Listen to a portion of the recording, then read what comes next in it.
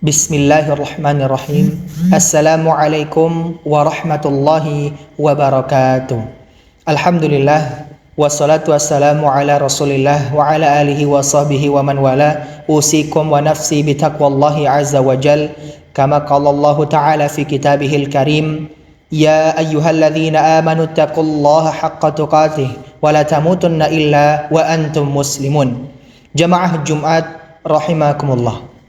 Allah berfirman, wa huwallazi khalaqas samawati wal ard fi sittati ayyam wa kana 'arshuhu 'alal ma liyabluwakum ayyukum ahsanu 'amala wa la in qulta innakum mab'utsuna min ba'dil mauti la yaqulanna alladzi kafaru in hadza illa sihrun mubin. Dialah yang telah menciptakan langit dan bumi dalam 6 masa serta sebelum itu arsy-Nya di atas air.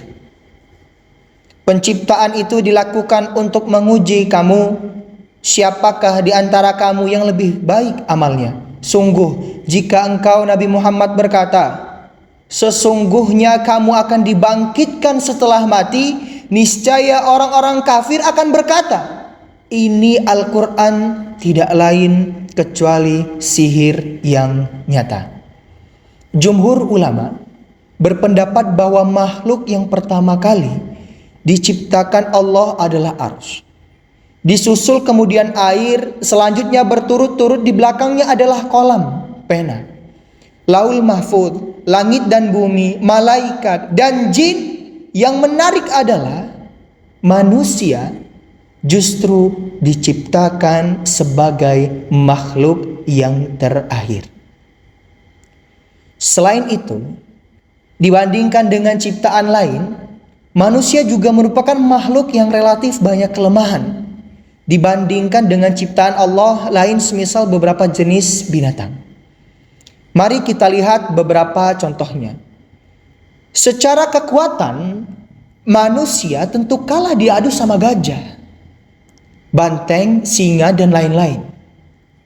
Dibandingkan dengan kucing dan elang, misalnya ketajaman matanya pasti kalah. Kucing mampu melihat mangsanya dalam kegelapan, elang pun sangat tajam, melihat mangsanya dalam jarak yang sangat jauh. Penciuman manusia pun diadu sama anjing pasti juga kalah.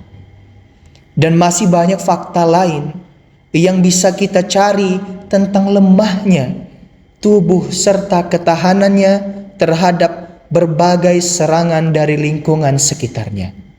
Namun, yang sangat patut disyukuri adalah justru dengan berbagai kelemahan itulah manusia bisa dengan nyaman mempertahankan kelangsungan hidupnya.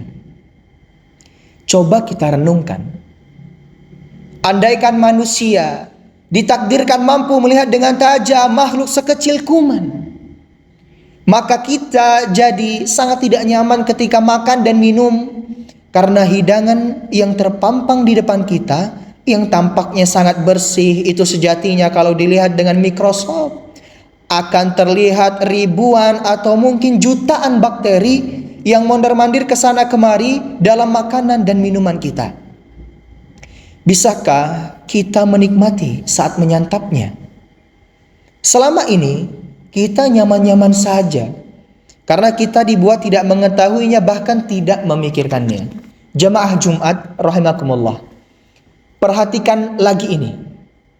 Andaikan penciuman kita sangat tajam, maka aroma tidak sedaplah yang akan lebih banyak kita hirup. Karena pada jarak yang sangat jauh, semua bau-bau menyengat semuanya kita terima. Jadi dengan keterbatasan ini kita bisa bernapas dengan nikmat. Kalau telinga kita mampu mendengar sangat peka terhadap bunyi yang lirih ataupun di kejauhan, maka kita tidak pernah bisa tidur nyenyak. Dengan keterbatasan, maka istirahat kita bisa berlangsung dengan nyaman. Kalau kita dianugerahi memori yang sangat kuat misalnya, maka otak kita pun akan jadi cepat stres. Karena semua peristiwa menakutkan, mengecewakan, memalukan teringat terus menerus. Sehingga sepanjang masa manusia akan dihantui terus rasa penyesalan, sehingga tidak bisa menikmati hidupnya. Barangkali alasan inilah yang membuat manusia sebagai makhluk terakhir berani menerima amanah untuk menjalankan syariat Allah saat makhluk lain yang lebih besar seperti langit, bumi, dan gunung pun takut menerima karena khawatir bahkan melanggarnya.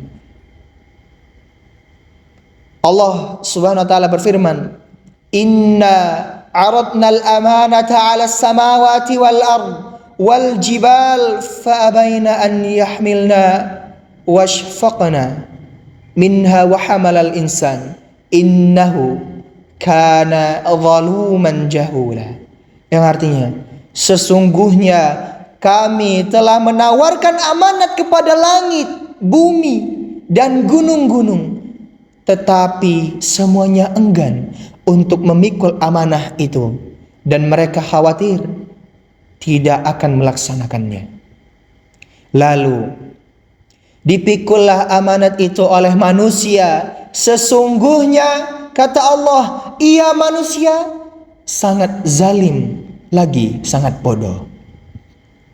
Marilah kita berdoa kepada Allah agar kita diberikan kekuatan agar istiqomah menjalankan amanah itu. Ya Allah ya Hafidh, Engkau Maha Penjaga, jagalah selalu hati dan pikiran kami, lisan kami, perbuatan agar selalu dalam kebenaran dan kebaikan, agar selalu berada di jalan yang lurus, berada dalam tuntunan syariat-Mu yang ditunjukkan Rasulullah sallallahu alaihi wasallam sebagai utusan-Mu. Ya Allah, ya Allah, ya Raqib, Engkau Maha mengawasi, jagalah selalu diri kami agar selalu sadar bahwa segala yang kami lakukan pasti dalam pengawasan-Mu, sehingga kami terhindar dari hal-hal yang menjerumuskan perjalanan hidup kami, sehingga di akhir hayat kami husnul khotimah dalam menjalankan amanah-Mu kepada kami. Billahi taufiq wal hidayah. Wassalamualaikum warahmatullahi wabarakatuh.